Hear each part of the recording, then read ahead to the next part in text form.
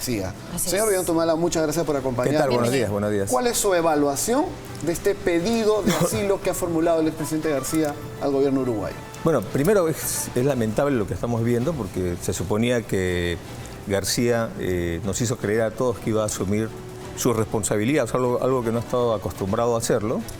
Y ahora vemos que nuevamente sale con la situación del asilo. Y yo he leído una carta que creo que ha sido publicitada en diversos medios, pero me parece una carta, hay una actitud cobarde en esa carta y además que distorsiona la realidad, porque este señor en ningún momento enfrentó las cosas. Este señor ha estado viendo todos estos procesos de las empresas brasileñas desde afuera, desde España, ¿no? Y está poniéndose él como una víctima, claro, aprovechando los errores propios del sistema, ¿no? Entonces, yo creo que él no es un perseguido político, creo más bien que él ha formado parte de este bloque afrofujimorista que sí judicializaron a sus opositores, y en eso me encuentro yo, ¿no? Pero yo he enfrentado acá todos los procesos habidos y por haber, y no me he ido. En cambio, este señor ha utilizado sus operadores que tiene dentro del sistema de justicia para vincularnos a una serie de procesos de investigación a mi familia. Ha utilizado el Congreso, cuando éramos gobierno nosotros, enfrentamos este bloque afrofujimorista, y yo lamento que muchos líderes de opinión creyeron de que el fujimorismo y el APRA podían ser democráticos, cuando está demostrado que en la práctica son expertos en conspirar, interpretar de manera antojadiza la Constitución y tumbarse presidentes, ¿no? Entonces, ahora todo esto ha cambiado en la medida de que perdieron el control a través cuando se visibilizó el escándalo de los cuellos blancos, donde se ven las conexiones de una mafia al interior del Poder Judicial y Ministerio Público, que trabajaban en pared con operadores políticos como excongresistas, ¿no? Entonces eso nos demuestra que la justicia está perforada por la política, y esto que estamos viendo genera inestabilidad en el país, y que por primera vez, bueno, después de mucho tiempo, el ruido político está afectando a la buena marcha de la economía. Ahora, algo que usted menciona son esos audios de la corrupción que han develado muchas cosas, pero que entre ellas han salido algunos personajes ligados a la fuerza mayoritaria de congresistas, que son la de Fuerza Popular. Mi pregunta es... Y del APRA también. Y del APRA. A esa iba mi pregunta. ¿Cree usted que hay una relación, un blindaje, como se dice, como muchos dicen en realidad, en donde se unen estas dos bancadas para tapar alguna de las cosas que esos audios podían haber demostrado? Bueno, claro que sí. El fujimorismo nace, el fujimorismo y el APRA tienen un vector común ideológico, pero también en su comportamiento dentro de lo que son los cauces de la democracia, ¿no? Hemos visto cómo en la historia del APRA se ha tumbado presidentes, ha chantajeado a políticos, ¿no?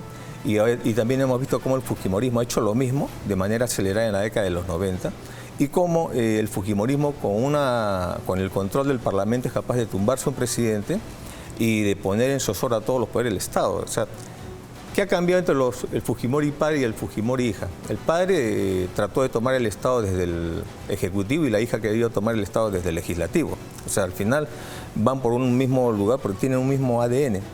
En el tema en nuestro gobierno, cuando enfrentamos este bloque, acuérdese que nos abrieron comisiones investigadoras por doquier, ¿no? Donde hasta a mi esposa, que no era funcionaria pública, la investigaban, iba como testigo de una comisión y salía investigada. Tienes la comisión Martín Belaúnde, Fasabi, tienes, además de estas comisiones, tienes compras militares, etcétera. Pero además de esto, hacían interpretaciones dolosas a la Constitución, por ejemplo, para entregar el voto de confianza al Premier.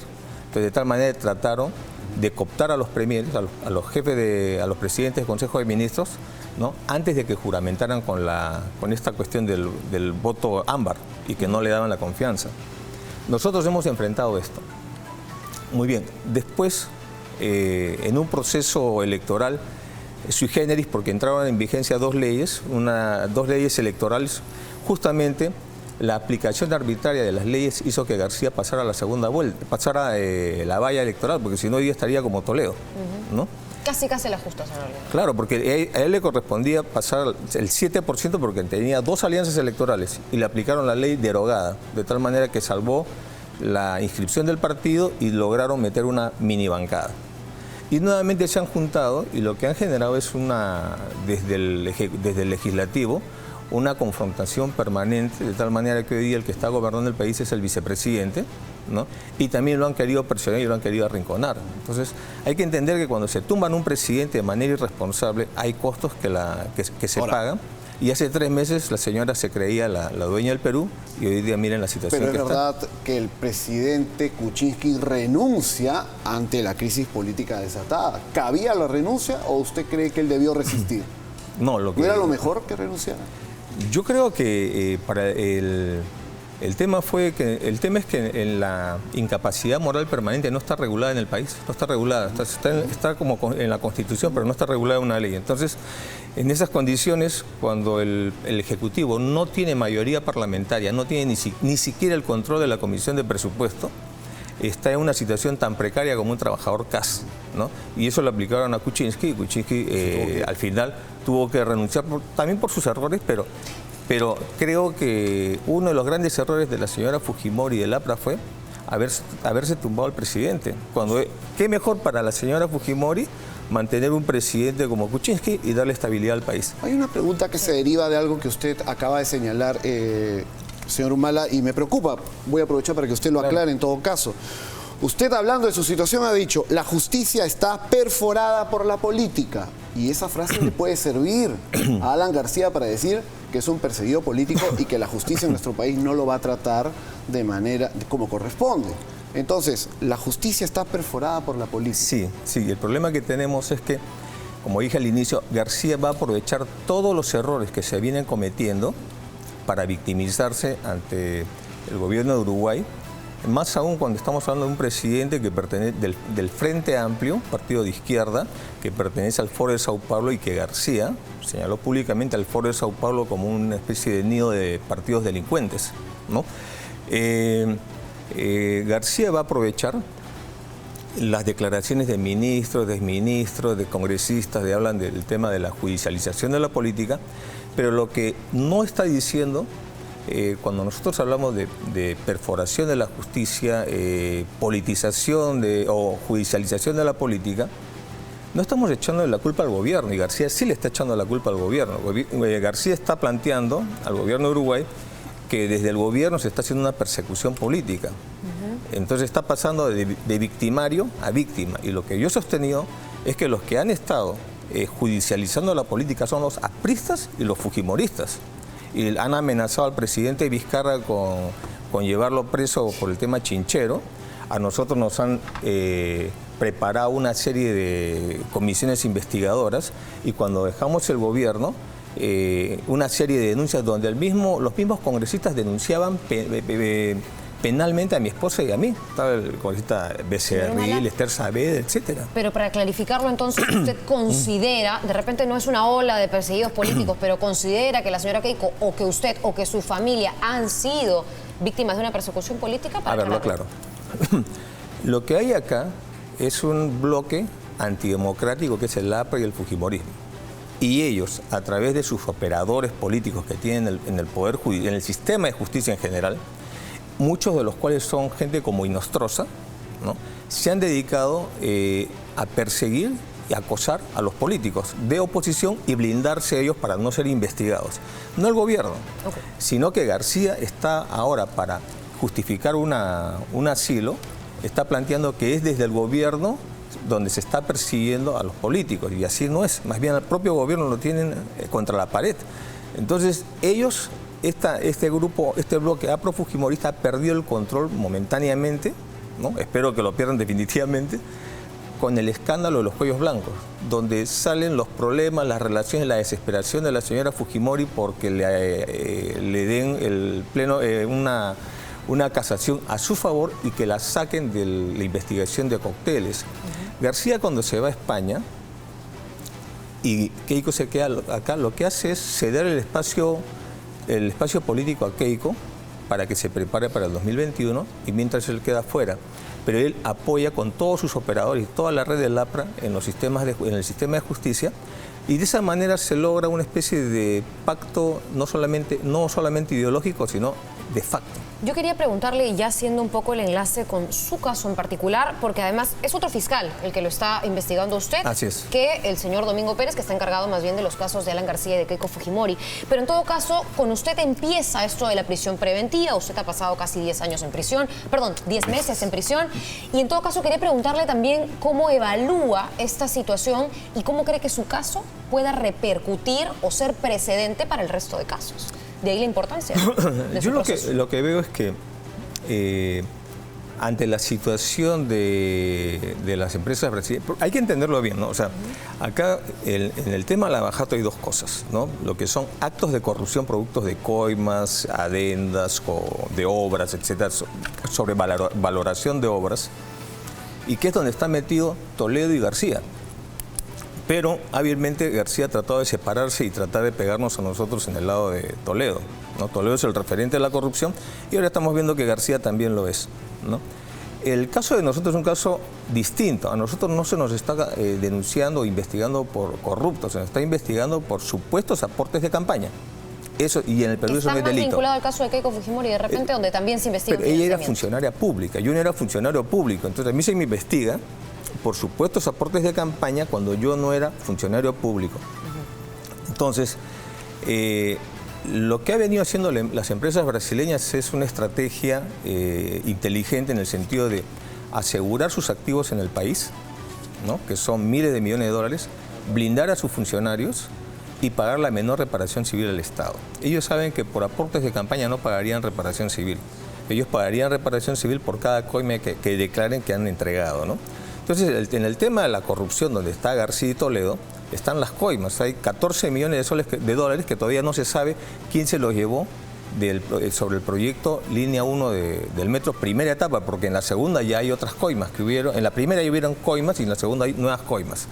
Entonces, nuestro caso es totalmente distinto. En nuestro caso, lo que están tratando paradójicamente de utilizar es la resolución del Tribunal Constitucional, que le dice al juez Concepción Carhuancho que ha actuado inconstitucionalmente con nosotros, que no ha aplicado la justicia con nosotros. Entonces, ese es un tema que ha quedado claro. Ahora, lo que está haciendo García es tratar de victimizarse en la misma lógica que Toledo, que es perseguidos, la justicia no es justicia y que el gobierno los persigue, ¿no? Esa lógica no es igual en el caso de ellos con nuestro caso. Porque yo sostengo, no es que el gobierno nos estuvo persiguiendo, es este bloque antidemocrático que lo agarró del cuello al presidente Kuczynski y lo hizo irse contra, por ejemplo, el trabajo de mi esposa en FAO, que lo ganó en un concurso internacional, que lo hizo tomar partido a favor de este bloque, porque él creía que podía cogobernar con el fujimorismo y con el APRA, y ahora vemos que no es así. Entonces, el caso de García no puede compararse con el nuestro. En el caso de García, lo que vemos nuevamente es que se está burlando del país. Nuevamente, no se somete a la justicia, no enfrenta sus responsabilidades. Cada caso, cada expresidente tiene su propia complejidad y tiene su propio cuerpo probatorio. En el caso del gobierno nacionalista, en el caso de su presidencia, hay todavía una investigación en proceso. No podemos decir que se ha agotado todo. No, hay y un estamos tema, acá para enfrentarlas. Estamos en un tema de aportes de campaña que para los fiscales deviene una suerte de lavado de activos, y es la gravedad de los hechos que a usted se le han comenzado a imputar, porque también hay que precisar que no hay todavía una acusación y un proceso como tal, ¿no es cierto? Pero digamos que la Fiscalía considera que tiene un caso y además está firmando acuerdos con la empresa Odebrecht en estos días para ampliar la información que llegaría y la documentación respecto a esos 3 millones de dólares que habrían llegado a su campaña. Entonces la pregunta va por el lado de ¿por qué tendría que mentir? Porque su defensa sostiene que en ningún momento ingresó dinero de Odebrecht a su campaña. ¿Por qué tendrían que mentir los señores Barata o los señores Odebrecht en el caso concreto suyo? Ok. Poniéndole el marco. Primero, digamos, porque solo para completar, hasta donde se ha narrado y se ha visto, es verosímil. Lo que no quiere decir que sea una prueba y lo condenen. Es verosímil. ¿Por qué tendrían que mentir estos señores? Así, dos cositas. En principio, con eso que usted mismo lo dice, es verosímil, pero no es una prueba. A mí ya me condenaron y me lincharon mediáticamente, ¿no? Y sin embargo, estamos enfrentando acá en el país la justicia, porque normalmente los expresidentes se van del país, sea de una u otra manera. Ahora, el otro tema es que los aportes de campaña no son delito en el país. Y lo que está haciendo la Fiscalía es un contorsionismo jurídico para convertir un aporte de campaña que no es delito en delito. Eso es lo que está haciendo, ¿no? Y ese es el problema que tienen, porque es como que usted se pasa una luz roja, supongamos. Eso no es un delito, eso es una infracción, ¿no? Pero a usted lo quieren condenar por amenaza a la integridad física de los peatones, por haberse pasado. Están buscando cómo criminalizarlo. Entonces ustedes están para continuar. están aceptando que recibieron el aporte, pero no para es delito. nada. Entonces le voy a aclarar, no. Simplemente estoy explicando el marco en el cual se mueve la Fiscalía. La Fiscalía debiera avanzar por los actos de corrupción donde están probadas las cuentas en Andorra, offshore, etc. Pero en este caso, lo que ellos señalan, lo que usted dice, ¿no? ¿Por qué tendrían que mentir? Bueno, en principio, porque ellos firman un acuerdo de no incriminación. En el Perú hay los acuerdos de colaboración eficaz, es decir, el que firma un acuerdo de colaboración tiene que aceptar que es delincuente y que se arrepiente y va a colaborar para echar a otros, ¿no? El acuerdo de no incriminación lo que está diciendo es que yo no soy delincuente, o sea, el brasileño dice yo no he cometido ningún delito y es inimputable en el Perú de lo que diga. Entonces, en teoría, si él miente, les quitarían los beneficios en el Brasil, ¿no?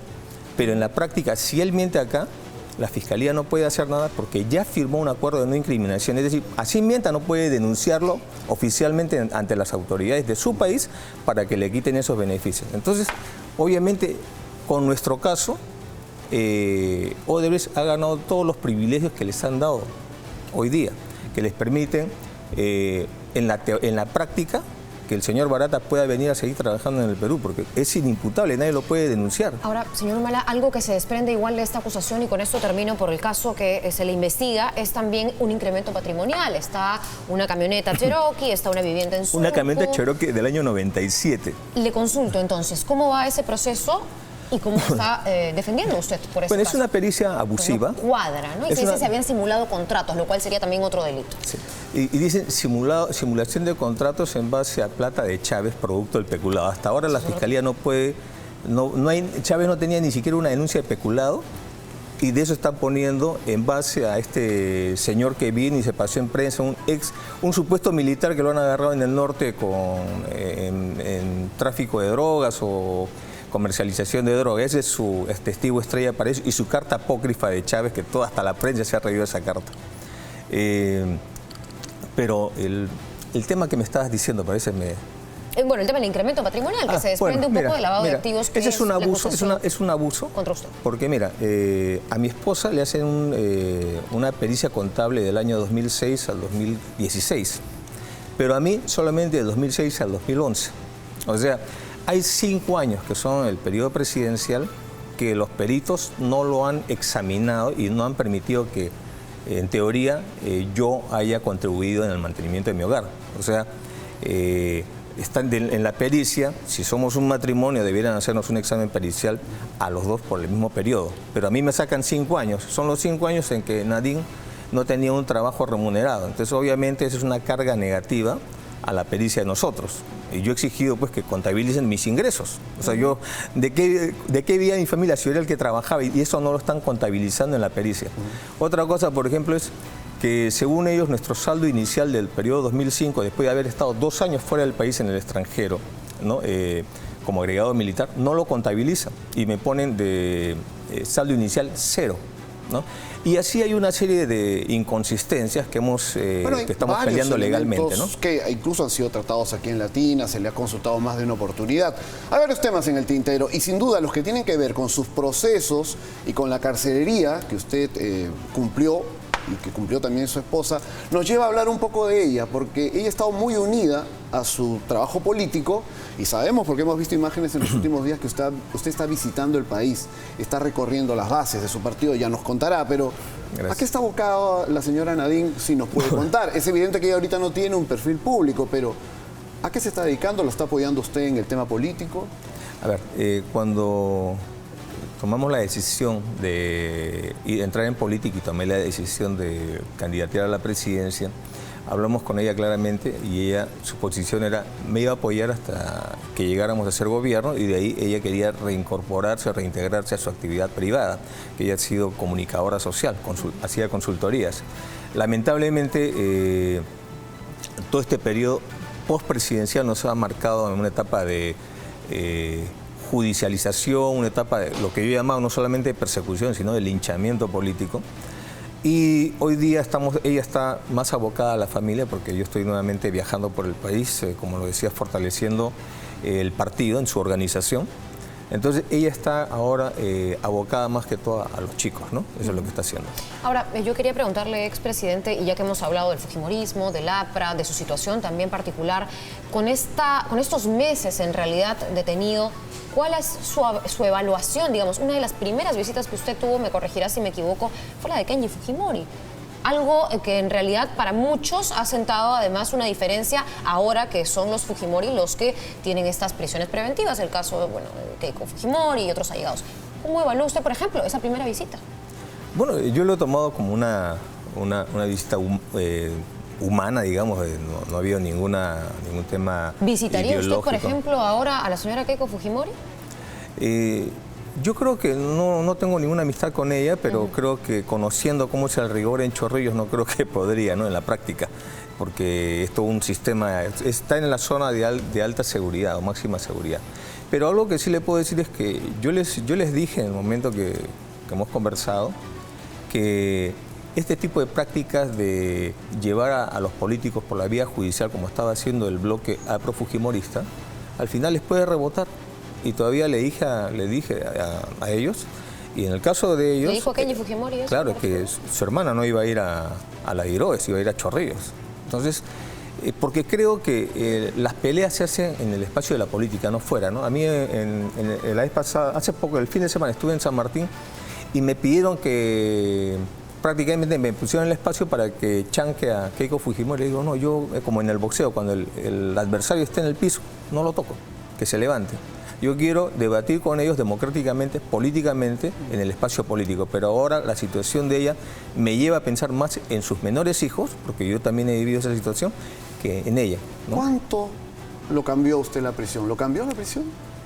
Bueno, tampoco he estado un tiempo como para ir como el conde de Montecristo, como para decir lo cambió, ¿no? Digamos, he estado un muchas tiempo veces y se dice que estar una semana ya marca una persona, estar un mes, usted estuvo sí, más de 8 meses. yo creo que sí es importante, porque ves pues cómo está descuidada la política penitenciaria, y te das cuenta de que más del 50% de la población penitenciaria no tiene sentencias, están en procesos de investigación. Creo, como lo dice la Comisión Interamericana de Derechos Humanos, que hay un abuso de la prisión preventiva, y el Perú es el segundo país donde se abusa de esta medida. Para muchas veces, seguramente por la carga fiscal, los fiscales cuando tienen mucha carga ponen prisiones preventivas, piden prisiones preventivas, y es como que el caso de usted lo pone en un expediente y lo guarda en la gaveta. Entonces lo tienen ahí guardado usted en el penal, y su caso lo tienen guardado en el archivo mientras van viendo otros casos, ¿no? Pero usted ya lo guardaron. Entonces, reconoce acá, que lo ha tenido que sufrir en carne propia para entenderlo. Claro, yo creo que eso es importante, uno va aprendiendo. Así que yo creo que a veces es bueno ponerse en el espacio para entender las cosas, ¿no? Por eso yo soy un presidente que he viajado permanentemente para entender las cosas. Ese va a ser un tema, seguramente, el abuso de la prisión preventiva, que está probado en el Perú, sobre el cual gente que sí mereciera, ¿no?, asumir sus responsabilidades, como el señor Alan García, lo va a utilizar para decir que en el Perú hay persecución política del gobierno y por lo tanto merezco un asilo político. Señor Humala, con respecto al papel del Congreso, no sé si se habla de interferencias, pero hubo un pedido, en su caso yo recuerdo bien, porque tuvo que pasar o enfrentar un 25 de diciembre, una Navidad, en prisión. Y ahí recuerdo varios congresistas firmaron una petición para que su familia pueda visitarlo, para que usted pueda recibir, digamos, a sus hijos en prisión, se pueda juntar con su esposa. ¿Cómo evalúa usted que esto pueda pasar también, por ejemplo, con Keiko Fujimori? Bueno, en realidad no fue así. En el Congreso lo que ha habido es la presión del APRA-Fujimorismo, que bloquea todo, y una posición equivocada de los sectores de izquierda, que también se juntan para golpearnos a nosotros, porque cuando en el primer semestre de gobierno de nosotros sacamos algunos dirigentes del gobierno porque no estaban actuando bien, Entonces de ahí como que nos han agarrado una tirria, ¿no? Entonces para atacarnos a nosotros se juntan, o sea, del Congreso no hemos recibido ningún apoyo. ¿Qué pasó entonces la Ahora, Navidad que usted pasó en prisión? En el tema de la Navidad, yo creo que fue no ha sido un acto humanitario del presidente Kuczynski, fue un acto para compensar el indulto a Fujimori. Acuérdese que el indulto a Fujimori se lo dan el 24, creo, el 23 de diciembre, y como para disimularlo, ¿no? Aplican la visita que correspondía también para que venga mi familia a pasar ¿Usted los la tomó Navidad. por sorpresa esa visita entonces, esa autorización? Yo la solicité. ¿Usted la pidió? Yo la solicité porque el 27 de diciembre también es cumpleaños de mi hijo, entonces la solicité. Pero obviamente no fue con una intención humanitaria con nosotros. Eso es lo que yo critiqué abiertamente a Kuczynski, ¿no? No lo hizo así, no se dio cuenta, fue más que todo para cubrir todo el escándalo del indulto a Fujimori. Digamos, entonces regresaría a mi pregunta, ¿respaldaría usted que la defensa de Keiko Fujimori también pida una medida similar? ¿De Yo estar creo que ella o de sí, claro que permanecer en sí, prisión preventiva? tiene todo el derecho, además tiene todo el derecho, así están las normas en el INPE. Lo que pasa es que el INPE tiene tan poco presupuesto y tanto personal, tanta población que cuidar, que se asustan pues de que si todos piden ese derecho no tendrían medios para hacerlo, ¿no? Pero le corresponde. Ahora, lo que creo también es que las autoridades del INPE deben ser más humanos porque las condiciones carcelarias no son las más óptimas en el penal de mujeres. Señor Humala, hemos estado viendo en pantallas también estas imágenes de las reuniones, mítines que usted ha tenido en las últimas semanas. Este fin de semana tuvo una concentración popular en San Martín, en la región San Martín. ¿Qué es lo que está usted trabajando? ¿Una candidatura para el año 2021? Cuéntenos, ¿de qué se trata? Mira, estoy fortaleciendo el partido. Yo ya he sido presidente, no es que me muera de ganas de serlo. O sea, Pero no está pasé. descartado que vuelva a ser candidato, ¿o sí? En realidad, mira, si yo te dijera que es mi última prioridad, te estaría mintiendo.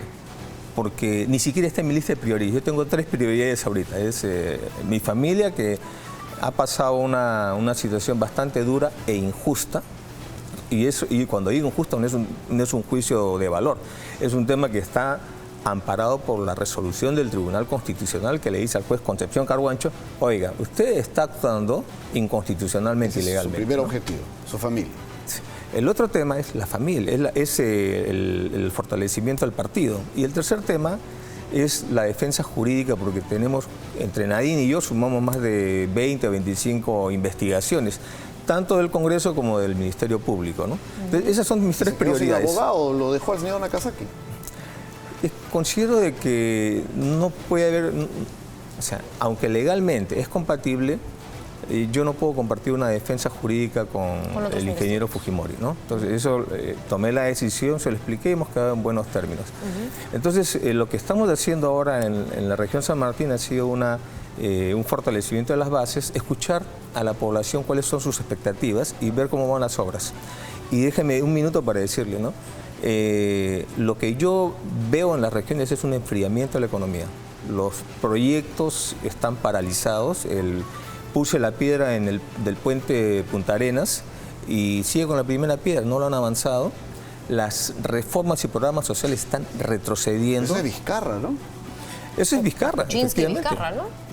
Claro, es la dupla. Pero ahora que está en el poder, ¿qué le diría al señor Vizcarra? No, yo lo que creo es que el presidente Vizcarra, que está viajando, lo veo viajando, creo que debería entender de que ya no le queda mucho tiempo a él, ¿no? O sea, para iniciar una obra y terminarla ya no tiene tiempo. Lamentablemente este es un gobierno marcado por 2 presidentes de la República en 5 años, 4 ministros de Economía. Y lo que tendría que hacer para llegar al Bicentenario en las mejores condiciones es preocuparse en continuar las obras que les dejamos, que amplíen los programas sociales. Por ejemplo, creo que tú lo mencionaste, la pobreza ha aumentado.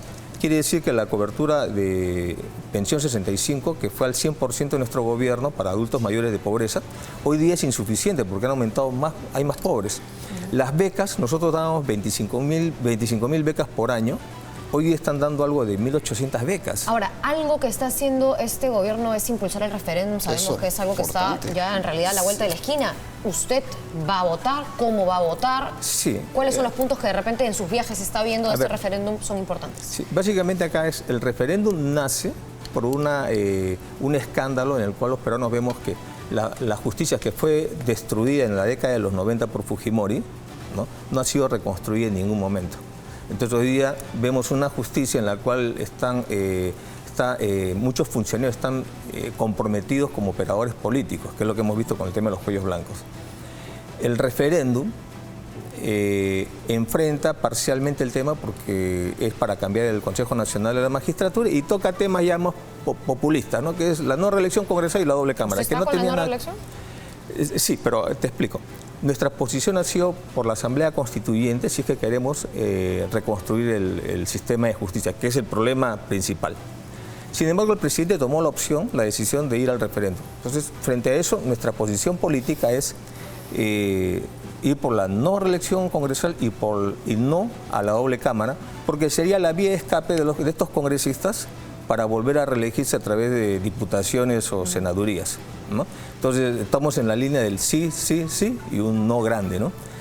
Pero mi preocupación es qué va a pasar después del referéndum. ¿Eso va a resolver el problema de la pobreza, las obras de infraestructura que están paralizadas, la economía que no está creciendo como debe hacerlo, los programas sociales que no avanzan? Nada de eso va a resolver. Entonces el tema es que el referéndum ya le queda poco aire, ¿no? Señor Vizcarra, si Uruguay, porque es un tema político, señor Humala, sí. Si el presidente Vizcarra, que está en medio de este problema del señor Alan García, se enfrenta ante la situación, porque es un tema político, usted ha sido presidente, de que Uruguay conceda el asilo a Alan García, ¿cuál debe ser la actitud del presidente Vizcarra, del gobierno peruano? A ver, primero yo no sé si la Fiscalía ya le pidió prisión preventiva al señor García. Ahorita está simplemente con un impedimento de salir del país, ¿no? Eso tiene que evaluarse primero. Entonces, un primer tema que tiene el presidente Vizcarra es que tiene que, yo creo que debiera convocar un Consejo de Estado. Nosotros hacíamos los Consejos de Estado donde nos reuníamos con el fiscal de la Nación, las cabezas de las instituciones, el PJ, Congreso, TC, etcétera, ¿no? Y escucharlos, y en ese tema ahí tiene un problema porque él está enfrentado con el fiscal Chávarri. Entonces tiene que de todas maneras ponerse por encima de estos problemas, convocarlos, porque este es un tema de imagen del país, política exterior y el tema de justicia, ¿no? En segundo lugar, debe tomar contacto, debe llamar al presidente Tabaré Vázquez. Que ya lo hizo, ¿no? Hubo una primera tomar un contacto, y sobre lo que le diga el presidente Tabaré, él tiene que informarle, él no puede imponerle al presidente uruguayo una decisión que es totalmente soberana del presidente, pero debe estar informado no solamente de la carta que ha hecho García, y que además, ahora que usted lo dice, voy a hacerle una carta al presidente Tabaré. ¿Usted también? Vamos a informarle también. Pero si el presidente uruguayo concede el asilo que solicita García, el presidente Vizcarra tiene acá herramientas, tiene el tema del salvoconducto, porque de ir de la embajada al aeropuerto necesitaría García un salvoconducto, salvo que, digamos, no tenga un pedido de prisión preventiva, él podría salir. Técnicamente podría ser, pero no salir del país, ¿no? Y lo otro es que él puede llevar las cosas, inclusive se puede llevar a un proceso de enfriamiento o ruptura de las relaciones con Uruguay. Esos son los temas que el presidente debe evaluar. Yo no tengo toda la información, él tiene un ministro de Justicia, pero el tema es que se ve como que el pueblo peruano nuevamente siente como que García le saca la vuelta, ¿no? Y solo para terminar, señor Humala, usted ha dicho que está reconstruyendo su partido, pero que no se muere, digamos, por candidatear a la presidencia. Si no es usted, ¿quién? ¿Cómo se va a fortalecer el partido sin participar de elecciones? Justamente lo que estamos buscando son candidaturas, cuadros jóvenes que puedan ir asumiendo... ¿Las tiene? Sí, yo los veo. Sí, el tema acá es que cómo vamos a llegar al 2021, ¿no? Es lo que yo veo que... si bien el presidente tiene una aprobación generosa, me parece que es básicamente por el tema de enfrentamientos con el Congreso, con los poderes del Estado. Pero en las regiones la agenda es distinta, además de los temas que llegan a través de ustedes, llegan a las regiones, ellos tienen sus propios problemas. Por ejemplo, los arroceros de San Martín, en nuestra gestión de gobierno tenían estabilidad de precios entre 1.000 a 1.250 soles la tonelada de arroz. Hoy día está en 750 soles y el premier es paisano. Es lo que le iba a decir, el primer ministro de San Martín. ¿Debería usted reconvenirlo a él en todo caso? Yo creo que el problema de los arroceros de San Martín es el problema en general del país, que no nos hemos quedado entretenidos en estos temas y no estamos viendo los temas de la economía. En esa línea, señor Humala, muchísimas gracias por acompañarnos esta mañana. Habrá muchos temas, seguirán los procesos. Esperamos tener la oportunidad de conversar con usted aquí. ¿Por qué no una segunda vez? También, por supuesto. Y muy cortito, la señora Keiko Fujimori dijo antes de ir a prisión preventiva que ofrecía una rama de olivo, un espacio de paz, de diálogo al gobierno. ¿El presidente Vizcarra debe aceptar ese diálogo? No, yo lo que creo es que la señora Keiko Fujimori y Alan García se equivocaron, ¿no? Inclusive cuando nos metieron presos a mi familia, ¿no? Estaban saludando al juez, al valiente juez que nos metió presos, y decían que sí hay justicia en el Perú, ¿no? Eso, entonces yo creo que primero no hay que escupir al cielo, ¿no? Tanto para García como para Fujimori.